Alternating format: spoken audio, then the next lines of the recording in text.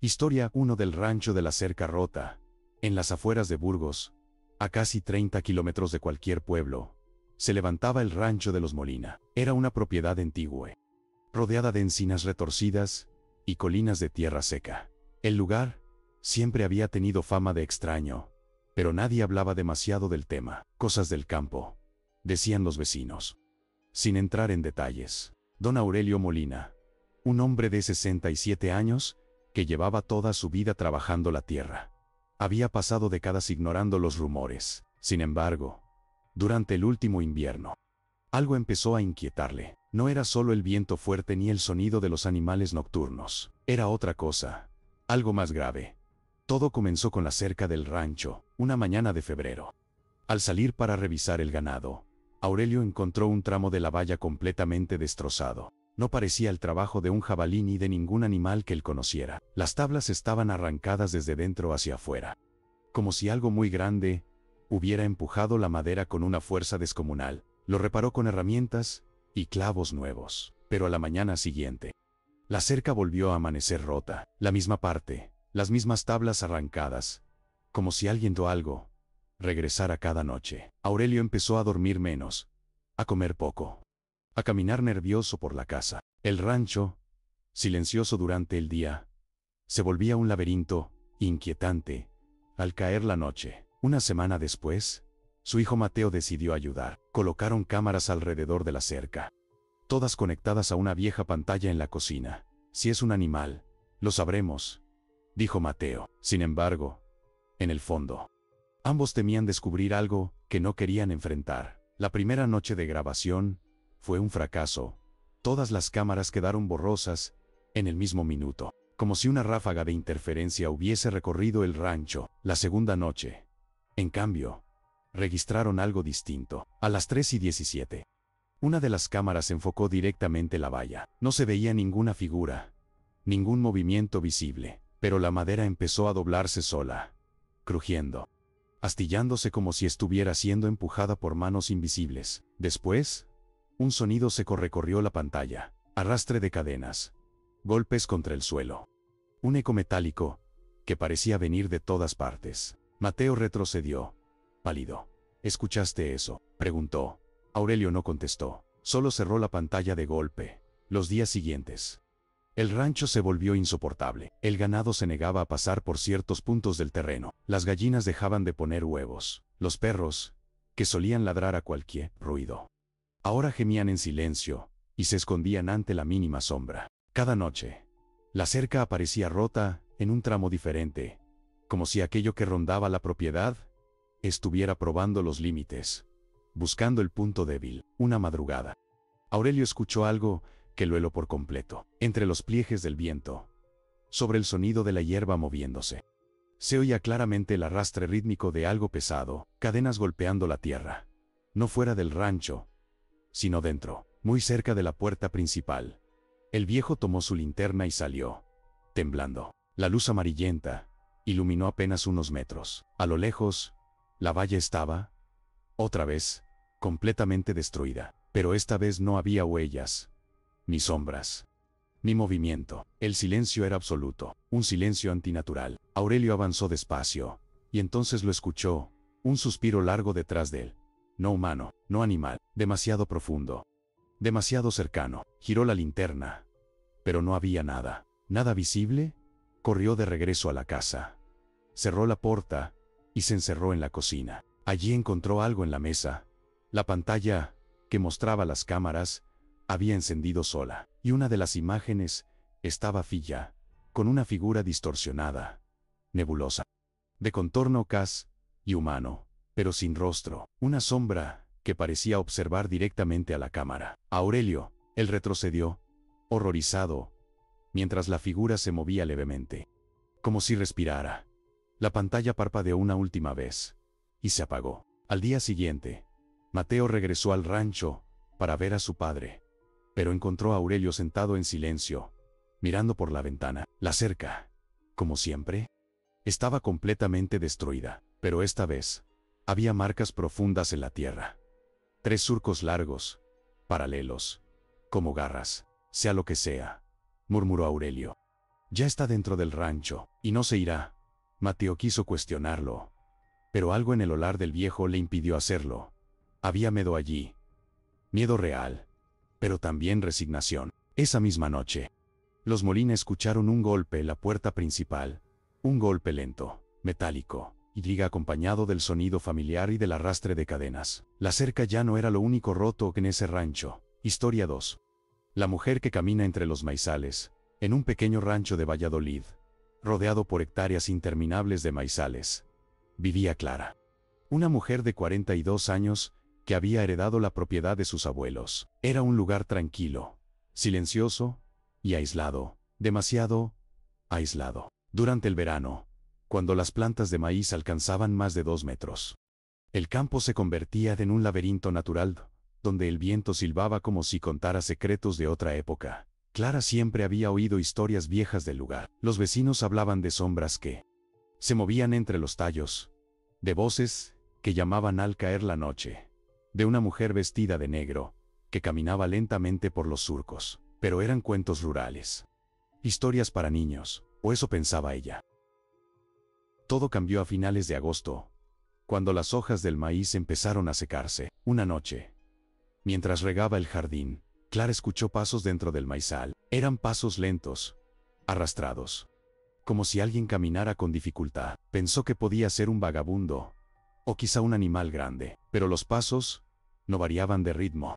No se detenían ni se desorientaban entre los tallos. Caminaban rectos, directos hacia la casa. Clara apagó la manguera y se quedó quieta, esperando ver a alguien salir del maizal, pero nadie apareció. Solo el viento moviendo las hojas secas. Entró en la casa, cerró la puerta y trató de convencerse de que era su imaginación. Al día siguiente, cuando salió temprano para alimentar a los animales, encontró marcas de pisadas en la tierra junto a la entrada del campo. Eran huellas humanas, pequeñas, casi delicadas, pero con un detalle que le heló la sangre.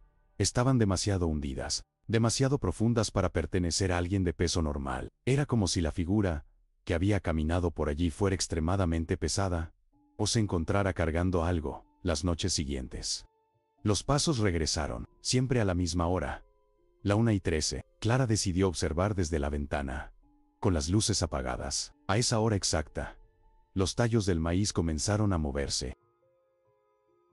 No era el viento, era un movimiento lineal, constante, como si una figura alta y delgada abriera un pasillo invisible al caminar. Clara no podía verla, pero sí podía sentirla.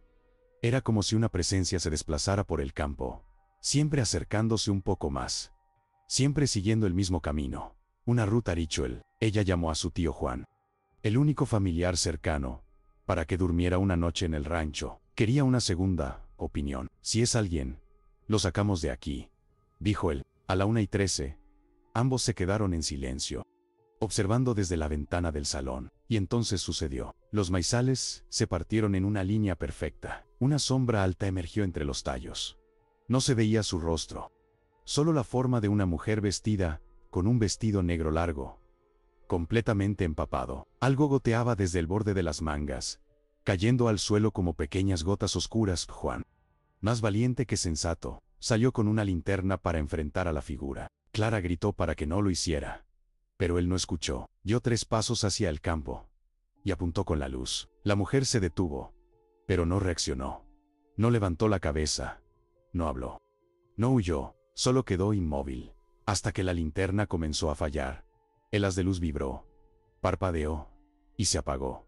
Un segundo después, Juan soltó un grito. Clara corrió hacia él, encontrándolo tirado en la tierra, temblando, incapaz de hablar.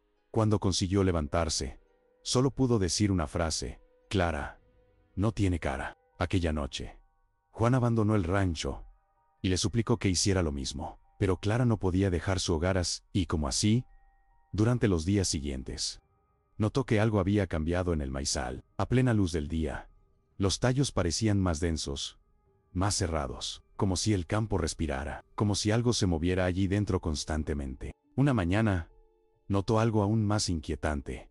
El camino por donde la mujer caminaba cada noche estaba marcado permanentemente, como si cientos de pisadas invisibles lo mantuvieran abierto. Las plantas no crecían allí. Era un pasillo muerto. A medida que avanzaba septiembre, la actividad nocturna aumentó. Ya no eran solo pasos. Se escuchaban suspiros, murmullos y una especie de llanto suave que venía desde el centro del campo. Clara dejó de dormir. Comía poco. Su mirada tenía la sombra de alguien que había visto demasiado. Una noche, incapaz de soportar más, se armó de valor y salió con una linterna potente. Caminó hacia el maizal a la 1:13 exacta. El viento era frío. Los tallos crujían como si esperaran algo.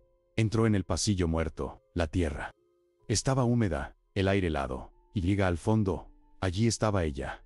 La mujer, alta, vestida de negro, sin rostro. Pero esta vez, la figura levantó lentamente la cabeza hacia Clara. Aunque no tenía ojos, Clara sintió que le estaba mirando directamente. La linterna tembló en sus manos, pero no se apagó. Y entonces, la mujer dio un paso hacia ella, después otro, y otro más. El sonido del vestido mojado arrastrándose por la tierra era insoportable. Clara retrocedió. Pero la figura avanzaba con una calma aterradora. Cuando Clara estuvo a punto de correr, la mujer extendió una mano, larga y pálida, señalando algo detrás de ella. Clara giró lentamente. En medio del maizal, iluminado por la luna, había un pozo antiguo que ella nunca había visto. Viejo, abierto, oscuro. Y de dentro del pozo se escuchaba el llanto de un niño. Clara volvió la mirada hacia la mujer, pero la figura ya no estaba. Solo el sonido del llanto, el pozo abierto, y el maizal respirando alrededor. Clara corrió hacia la casa, bloqueó las puertas, pero desde entonces, cada noche a la misma hora, escucha dos cosas: los pasos de la mujer caminando hacia el rancho, y el llanto del niño cada vez más cerca, porque alguien o algo salió del pozo, y ahora camina por los maizales. Historia 3: el granero, que nunca debía abrirse. En las afueras de Soria, en un rancho que llevaba décadas casi y abandonado, vivía Tomás, un hombre tranquilo que se dedicaba a cuidar unas pocas vacas y a mantener la finca que había heredado de su padre. El lugar tenía una particularidad: un viejo granero de madera, enorme, oscuro, y clavado al suelo como si estuviera encadenado a la tierra. Desde pequeño, Tomás había escuchado la misma advertencia: ese granero no se abre, nunca, pase lo que pase. Su padre nunca explicó por qué, solo repetía que la puerta debía permanecer cerrada con candado, y que si escuchaba ruidos dentro, jamás debía acercarse. La madera guarda memoria, decía. Tomás creció con el miedo grabado en la piel, pero también con una curiosidad que cada año se hacía más difícil de reprimir. Todo cambió una noche de invierno. A las 3:11 de la madrugada, una hora que parecía elegida a propósito, Tomás despertó con un ruido seco, un golpe fuerte que hizo vibrar los cristales del dormitorio. Al principio pensó que había sido el viento, pero luego volvió a escucharlo. Un puñetazo contra la madera, un golpe tan poderoso que casi parecía que algo intentaba romperla desde adentro.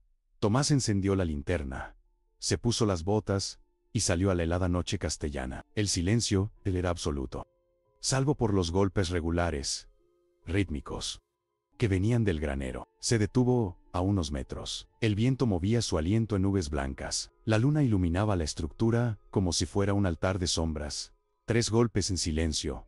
Otros 3 golpes. Cuando intentó acercarse, sintió un frío repentino, tan intenso que le paralizó el pecho. Era como si el aire alrededor del granero estuviera congelado. Dio un paso más y escuchó algo distinto. Un susurro. Tomás. Su lelo la sangre. Era la voz de su padre, muerto hacía 5 años. Retrocedió, temblando, sin apartar la mirada de la puerta. El candado seguía allí, oxidado pero firme. Sin embargo, cada golpe hacía que los clavos vibraran. Al día siguiente fue a consultar al vecino más anciano de la zona, don Aurelio, que llevaba toda su vida en aquellas tierras. Cuando Tomás mencionó el granero, el hombre empalideció de inmediato. Ese lugar no es de este mundo, murmuró. Tu abuelo lo levantó para encerrar algo que encontró en el monte, algo que no debía existir, algo que no podía morir. Tomás presionó para obtener más detalles, pero Aurelio se negó a seguir hablando. Si escuchas voces, no las respondas. Aquella frase le dio vueltas durante días. Las noches siguientes, Los golpes se intensificaron. Ya no eran 3, sino una secuencia frenética, ansiosa, como si lo que estuviera dentro estuviera perdiendo la paciencia. A veces los golpes se convertían en arañazos largos y profundos, otras veces en rasguños metálicos, como si algo con garras hubiese despertado. El quinto día, Tomás notó una grieta en la madera, una línea delgada, pero que no estaba allí antes. Puso la linterna sobre ella y vio algo que le heló el alma. La grieta respiraba, la madera se movía, se expandía y contraía. Esa noche, a las 3:11, la voz regresó. Tomás, ábreme. Hijo, soy yo. Déjame salir. Era la voz exacta de su padre, con el mismo tono, la misma cadencia, incluso con la respiración entrecortada que tenía en sus últimos días. Tomás sintió lágrimas en los ojos, pero no por tristeza, por puro terror, porque esa voz venía de un lugar donde no debía haber nada humano. Las voces cambiaron. Ya no era solo su padre, escuchaba a su madre, a su abuelo, a su hermano muerto en un accidente, todas pidiendo lo mismo, todas hablando a la vez. Ábrenos, ábrenos, ábrenos. Tomás se tapó los oídos, gritó y corrió hacia la casa, pero al entrar, escuchó un CRAC poderoso. La madera del granero se había partido un poco más. La grieta ahora era del tamaño de una mano. Al mirar hacia la colina desde la ventana, vio algo imposible. Una sombra alta, humana, estaba de pie junto al granero. No había luna, no había luz, y aún así Tomás podía distinguir perfectamente su silueta. Y lo más perturbador, la sombra no proyectaba sombra propia. Era como un recorte negro flotando sobre la tierra. La figura empezó a caminar hacia la casa. Tomás cayó al suelo, paralizado. La sombra se detuvo frente al porche, y entonces golpeó la puerta con 3 toques lentos. Toc. Toc y toc, y Tomás ni siquiera respiraba. La figura permaneció allí 15 minutos eternos, hasta que, de repente, se desvaneció. No caminó hacia ningún lado. No se desdibujó. Simplemente dejó de existir, como si nunca hubiera estado allí. Cuando amaneció, Tomás reunió coraje y volvió al granero. La grieta era enorme. A través de ella salía un olor a humedad, hierro y algo más. Algo parecido a carne vieja. Empujó la puerta un poco para ver si seguía firme. Y fue entonces cuando escuchó, del otro lado de la madera, una última frase, pronunciada con todas las voces que había amado en su vida. Superpuestas: si no nos abres, saldremos igualmente. Esa misma tarde, Tomás abandonó el rancho. Nunca volvió.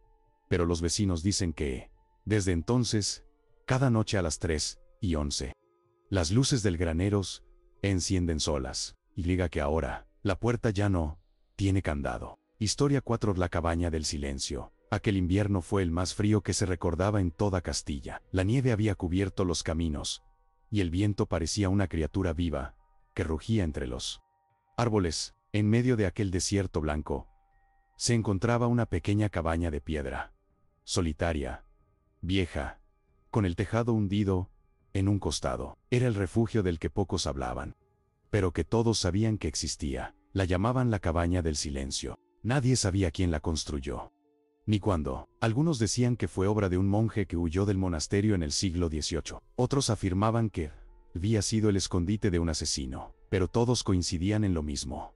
Quien pasara una noche allí, escucharía su nombre susurrado desde la oscuridad. En febrero, un hombre llamado Rafael Domínguez, guardabosques jubilado, decidió usar la cabaña como refugio temporal. Vivía solo desde la muerte de su esposa y, a pesar de los avisos de los vecinos, insistió en que él era solo una vieja leyenda. Llegó con su perro, un pastor alemán llamado Bruno. Al atardecer, el interior era sencillo: una cama, una chimenea apagada y un cuadro torcido en la pared que mostraba a un grupo de personas vestidas de negro frente a la misma cabaña. Siglos atrás, Rafael lo enderezó y notó algo extraño. Una de las figuras del cuadro no tenía rostro. Tonterías, y murmuró, echando leña al fuego. Esa noche, el viento aulló con tanta fuerza que la puerta vibraba. Rafael intentó dormir, pero un sonido seco lo despertó. 3 golpes en la ventana. Bruno gruñó. Rafael se levantó, tomó la linterna y miró fuera. Nada, solo nieve y sombras. Volvió a la cama. 5 minutos después. Los golpes se repitieron. Esta vez, no en la ventana, venían de dentro de la pared, justo detrás del cuadro. Rafael retiró el marco con cautela. Detrás había madera podrida, pero también una marca tallada con cuchillo. No respondas al silencio. Sintió un escalofrío recorrerle la espalda. Puso de nuevo el cuadro, intentando convencerse de que eran imaginaciones suyas. Pero Bruno, el perro, no dejaba de mirar hacia un rincón de la cabaña. Con el pelaje erizado y las orejas tiesas, el reloj marcaba las 3 de la madrugada, cuando todo quedó en un silencio absoluto. El tipo de silencio que duele en los oídos, que parece devorar el aire mismo. Rafael miró alrededor. El fuego de la chimenea seguía encendido, pero ya no hacía ruido, ni crepitaba. Se levantó. Confundido, dio una palmada. Nada, ni el más mínimo eco. De pronto, escuchó su propio nombre, pero no como un susurro. Rafael, una voz profunda, distante, venía desde el suelo. Rafael, ven conmigo. El perro comenzó a ladrar como loco. Rafael retrocedió y vio como la madera bajo sus pies se hinchaba, como si algo respirara debajo. Se abalanzó hacia la puerta, pero esta no se movía. Era como si estuviera sellada desde fuera. Golpeó con fuerza. 1, 2, 10 veces. El eco no volvió. Y entonces, Bruno se cayó de golpe, cuando Rafael se giró.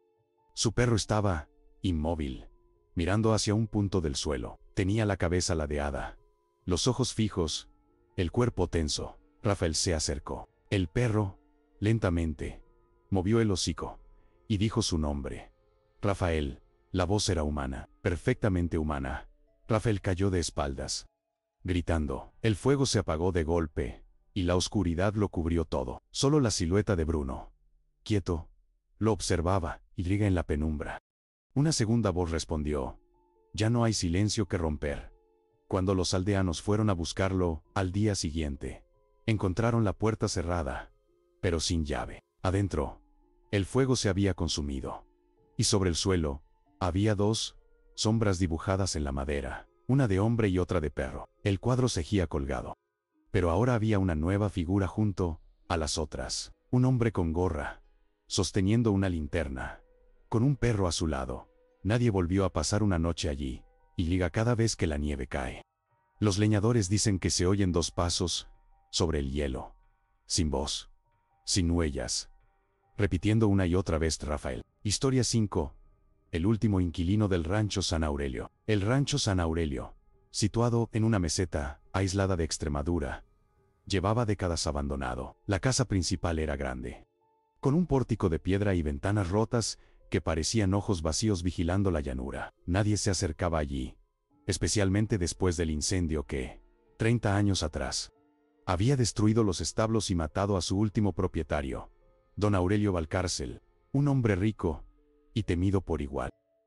Decían que Aurelio no murió en el incendio, sino después, cuando intentó salir corriendo hacia el bosque, y algo lo arrastró de vuelta a las llamas. Nadie vio cuerpo, nunca encontrado, desde entonces. El rancho ficou conocido por una coisa. Todas las noches, una luz se acendía naja en el segundo andar, mesmo sem electricidad en aquel lugar. En 2024, un joven investigador de fenómenos paranormales llamado Mateo Lorenz decidió grabar un documental sobre la leyenda. Su canal tenía pocos seguidores, pero él creía que el rancho sería su gran descubrimiento. Llegó al lugar un viernes por la tarde, con una mochila, una cámara térmica y un dron. El sol se escondía cuando cruzó el portón de hierro oxidado. En el silencio del campo, Mateo juró oír un murmullo suave, como un suspiro arrastrado por el viento. Pero no había nadie allí. La entrada de la casa estaba cubierta de telarañas y polvo. El interior olía a madera mojada y hollín viejo. Sobre la pared principal, había un retrato enorme de Aurelio Valcárcel, un hombre alto, de expresión dura. Ojos profundamente oscuros, tan oscuros que parecían agujeros. Mateo subió la cámara y comenzó a narrar. Este lugar ha permanecido cerrado desde 1994. Se dice que, cada noche, una presencia recorre estas habitaciones. Justo entonces, un golpe seco resonó en el piso superior. ¡Pam! Mateo se congeló. Silencio.